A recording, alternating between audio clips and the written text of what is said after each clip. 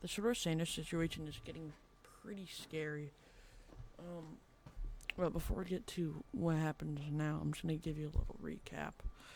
Um, at the start of the 2024 college football season, Shedeur Sanders was ranked as the number one QB and was in some mock drafts was projected the number one overall pick. And by the end of that, he threw for 4,134 passing yards for 37 touchdowns and 10 interceptions with a 168.2 passer rating while completing 74% of his passes. Fast forward to the draft, multiple quarterbacks with not as much talent as him were drafted, and I think the clip I'm about to show is why. If you ain't trying to change the franchise or the culture, don't give me. So you should know history repeats itself over and over and over, and I've done it over and over and over, so it should be no question why an NFL franchise should pick me. You think I'm worried about what critics say or what people gotta say? You know who my dad is? They hated on him too. So it's like it's almost normal. Without people hating, it's not normal for us. So we like the adversity. We like everything that comes with the name. That's why we are who we are. The quarterback selected before him will be shown on screen. And with the Seahawks trading the 144th pick to the Cleveland Browns selected Shedeur Sanders.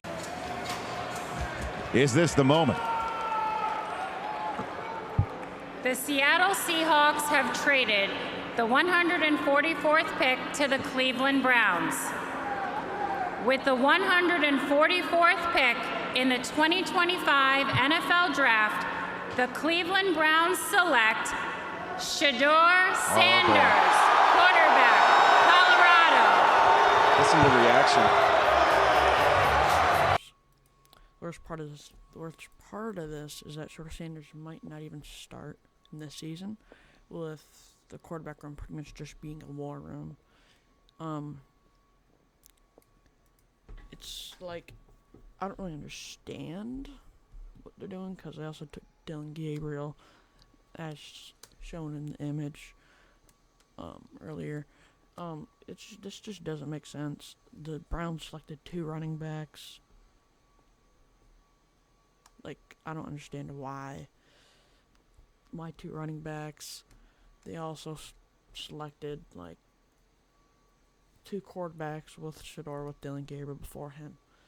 I don't know why they didn't just take Travis Hunter and then also have Shedeur, because I feel like that would have been better for them, because they have a lot of chemistry.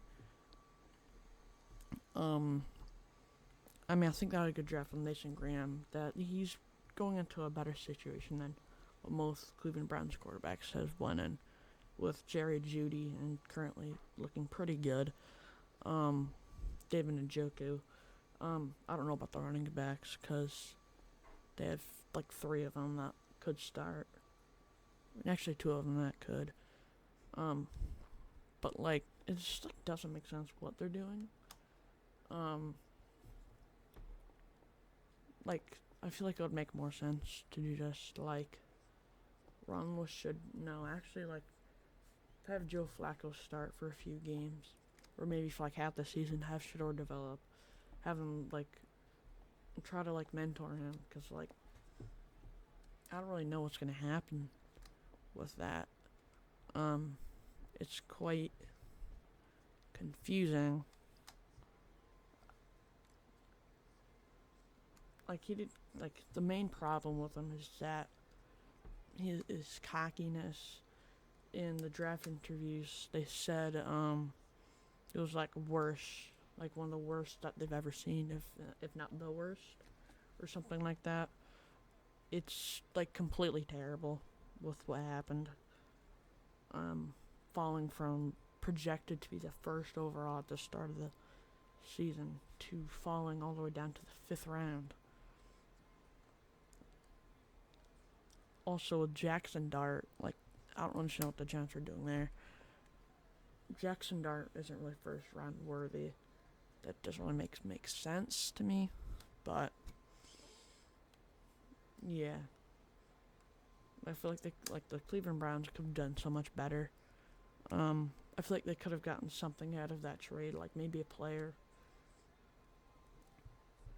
Because I know the Jaguars have some good players.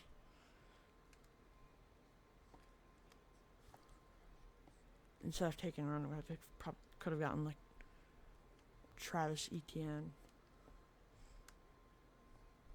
or something like that. But yeah.